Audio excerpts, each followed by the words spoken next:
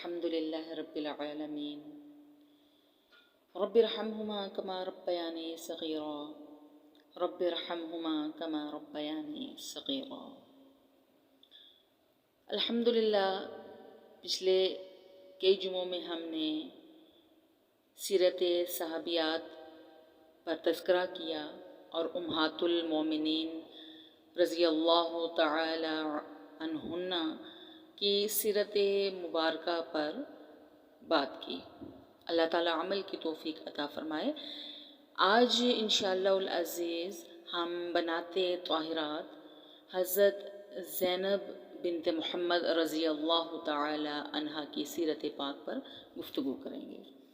آئیے اپنے سبق کا آغاز کرتے ہیں اور ان کی نام و نسب کے بارے میں جانتے ہیں۔ حضور صلی اللہ علیہ وآلہ وسلم کی سب سے بڑی صاحبزادی حضرت زینب رضی اللہ تعالی عنہا ہیں۔ بعثت سے 10 برس پہلے جب حضور صلی اللہ علیہ وآلہ وسلم کی عمر مبارک 30 سال کی تھی تو پیدا ہوئیں۔ گویا جب اعلان نبوت ہوا تو آپ کی عمر 10 برس ہو چکی تھی، یعنی اپنی والدہ کے ساتھ ہی ایمان لے آئیں۔ ان کا نکاح ابو العاص بن ربیع لقیط سے، جو حضرت زینب کے خالہ زاد بھائی تھے، نکاح ہوا اور یہ ہالہ بنت خویلد کے بیٹے تھے۔ مسلمان ہونے سے پہلے بھی ابو العاص ایک ایماندار تاجر تھے اور نہایت شریف تھے۔ حضرت خدیجہ رضی اللہ تعالی عنہا نے ایک دن حضور صلی اللہ علیہ وسلم سے عرض کی کہ ہمیں حضرت زینب کی شادی ابو العاص سے کر دینی چاہیے، جس کو حضور نے منظور فرما لیا۔ اسی طرح اعلان نبوت کے بعد جب قریش حضور کے سخت دشمن ہو گئے اور ہر راستے میں رکاوٹیں پیدا کرنے لگے تو ایک دن قریش کے سردار ابو العاص کے پاس بھی گئے اور کہنے لگے کہ وہ حضرت زینب جو حضور کی بیٹی ہے اس کو طلاق دے دیں، اور اس کے بعد وہ قریش کی جس عورت سے بھی کہیں گے نکاح کروا دیں گے۔ لیکن ابو العاص نے انکار کر دیا۔ اس انکار پر حضور کو بہت مسرت ہوئی اور ان کے کردار کی پختگی کو سراہا۔ نبوت کے 13ویں سال جب حضور صلی اللہ علیہ وسلم نے مکہ معظمہ سے ہجرت فرمائی تو اہل و عیال مکہ میں رہ گئے تھے۔ حضرت زینب رضی اللہ تعالیٰ عنہ بھی اپنے سسرال میں تھیں۔ غزوہ بدر میں ابو العاص کی طرف سے شریک ہوئے تھے۔ عبداللہ بن حیر انصاری رضی اللہ تعالیٰ عنہ نے ان کو گرفتار کیا اور اس شرط پر رہا کیے گئے کہ مکہ جا کر حضرت زینب کو بھیج دیں گے۔ ابو العاص نے مکہ جا کر حضرت زینب رضی اللہ تعالیٰ عنہ کو اپنے چھوٹے بھائی کنانہ کے ساتھ مدینے کی طرف روانہ کیا، کیونکہ کفار کے تعارض کا خوف تھا تو کنانہ نے ہتھیار بھی ساتھ لے لیے۔ مقام ذی طویٰ میں پہنچے تو قریش کے چند آدمیوں نے تعاقب کیا۔ حبار بن اسود نے حضرت زینب کو نیزے سے زمین پر گرا دیا۔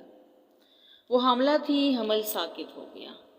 کنانہ نے ترکش سے تیر نکالے اور کہا کہ اب اگر کوئی قریب آیا تو ان تیروں کا نشانہ ہوگا۔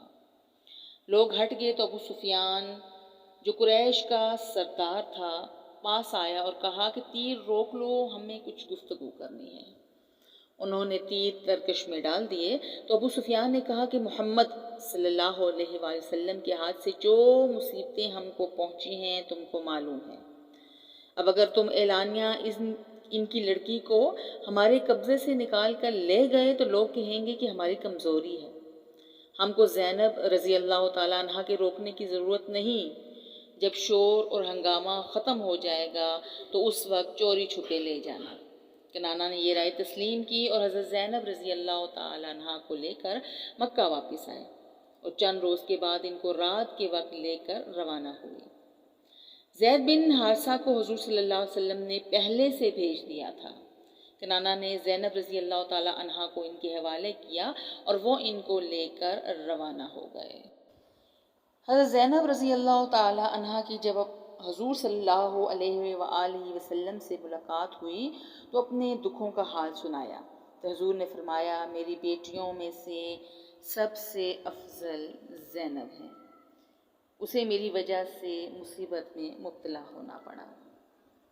حضرت زینب رضی اللہ تعالی عنہا مدینے آئیں اور اپنے شوہر ابو العاص کو حالت شرک میں چھوڑ دیا۔ چنانچہ جمادی الاول سن 6 ہجری میں ابو العاص قریش کے ایک قافلے کے ساتھ شام کی طرف روانہ ہوئے۔ حضور صلی اللہ علیہ وسلم نے حضرت زید بن حارثہ کو 170 سواروں کے ساتھ بھیجا۔ مقام عیس میں قافلہ ملا، کچھ لوگ گرفتار کیے گئے اور مال و اسباب لوٹ میں آیا۔ انہی میں ابو العاص بھی تھے۔ ابو العاص آئے تو حضرت زینب نے ان کو پناہ دی اور ان کی سفارش سے حضور نے ان کا مال بھی واپس کرا دیا۔ ابو العاص نے مکہ جا کر لوگوں کی امانتیں ان کے حوالے کی اور اسلام لے آئے۔ اسلام لانے کے بعد ہجرت کر کے مدینہ آئے اور حضرت زینب رضی اللہ تعالی عنہا نے ان کو حالت شرک میں چھوڑا تھا، اس لیے دونوں میں باہم تفریق ہو گئی تھی۔ وہ مدینہ آئے تو حضرت زینب رضی اللہ تعالی عنہا دوبارہ ان کے نکاح میں آئیں۔ ترمذی میں ہے کہ حضرت ابن عباس سے روایت ہے کہ کوئی جدید نکاح نہیں ہوا، اور فرمایا گیا کہ جدید نکاح اور مہر اور شرائط وغیرہ میں کسی قسم کا تغیر نہ ہوا۔ ابو العاص رضی اللہ تعالی عنہ نے حضرت زینب رضی اللہ تعالی عنہا کے ساتھ نہایت شریفانہ برتاؤ کیا، اور حضور صلی اللہ علیہ وسلم نے خود ان کے شریفانہ تعلقات کی تعریف کی۔ نکاح جدید کے بعد حضرت زینب رضی اللہ تعالی عنہا بہت کم عرصہ زندہ رہیں۔ حضرت ابو العاص سن 6 یا 7 ہجری میں اسلام لائے اور حضرت زینب سن 8 ہجری میں مدینہ منورہ میں انتقال کر گئی۔ حضرت ام ایمن، حضرت سودا، حضرت ام سلمہ اور ام عطیہ رضی اللہ تعالی علیہن نے غسل دیا۔ اس کا طریقہ خود حضور نے ان کو بتایا۔ حضور نے نماز جنازہ پڑھائی، خود قبر میں اترے اور اپنے نور دیدہ کو خاک سپرد کیا۔ اس وقت چہرہ مبارک پر حزن اور ملال کے آثار نمایاں تھے۔ حضرت زینب رضی اللہ تعالی عنہا نے 2 اولادیں چھوڑیں، علی اور امامہ۔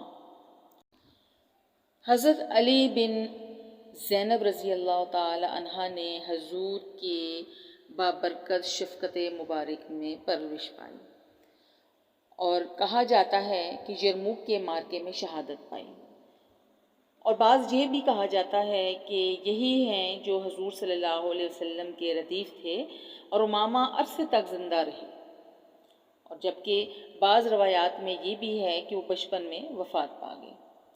انہی کے بارے میں بخاری شریف میں ایک روایت آتی ہے کہ سیدنا اسامہ بن زید فرماتے ہیں کہ جب ان کی حالت بگڑنے لگی اور حالت نزاع طاری ہو گئی تو حضور صلی اللہ علیہ وسلم کو بلوایا گیا۔ حضور تشریف لائے تو بچے کو اٹھا کر حضور کے پاس لایا گیا، تو اس وقت ان کی حالت اور ان کی سانس پرانی مشکیزے کی طرح تھی۔ یہ دیکھ کر آپ کی دونوں آنکھوں سے آنسو جاری ہو گئے۔ سعد رضی اللہ تعالی عنہ نے عرض کی، یا رسول اللہ، یہ رونا کیسا؟ فرمایا، یہ رحمت ہے جو اللہ نے اپنے بندوں کے دلوں میں رکھی ہے۔ حضرت امامہ بنت زینب رضی اللہ تعالی عنہا سے حضور بے انتہا محبت فرماتے تھے۔ ایک دفعہ کہیں سے حضور کی خدمت میں ایک قیمتی ہار آیا تو صحابیات سے پوچھا، یہ ہار کیسا ہے؟ تو فرمانے لگیں کہ ہم نے اس سے خوبصورت ہار پہلے کہیں نہیں دیکھا۔ فرمایا، یہ ہار میں اہل بیت میں سے اس کو دوں گا جس سے میں سب سے زیادہ محبت کرتا ہوں۔ صحابیات نے سوچا شاید یہ ہار حضرت عائشہ رضی اللہ تعالی عنہا کو ملے، لیکن حضور نے حضرت امامہ رضی اللہ تعالی عنہا کو اپنے پاس بلایا اور ان کے گلے میں ہار پہنا دیا۔